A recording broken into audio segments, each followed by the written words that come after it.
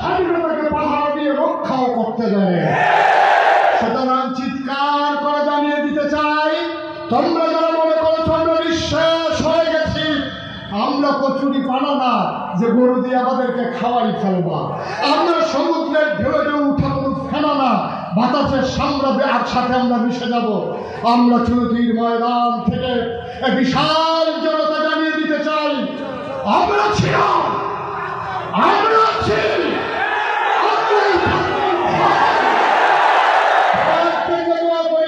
সবার কাছে দোয়া চাই। আসসালামু আলাইকুম ওয়া রাহমাতুল্লাহি ওয়া বারাকাতুহু।